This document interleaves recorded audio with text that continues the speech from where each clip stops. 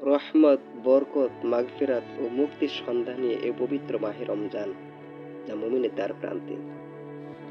মহান আল্লাহ সুবহানাহু ওয়া তাআলার পক্ষ থেকে এই পবিত্র মাহে রমজান মুমিনদের জন্য একটি শ্রেষ্ঠ উপহার।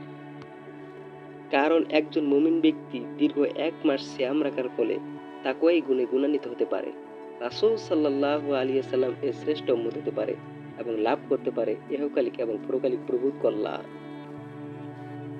আর তাই সম্ভব রাসূল সাল্লাল্লাহু আলাইহি ওয়াসাল্লাম এর বাতলানো পন্থায় এবং সাহাবায়ে কিরাম এর নমুনা অনুযায়ী।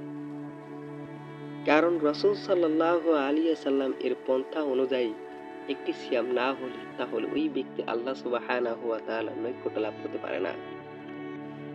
তাই আমাদের অবশ্যই রমজানের সব শর্ত, আদব এবং মুস্তাহাবসমূহের প্রতি যত্নবান হওয়া।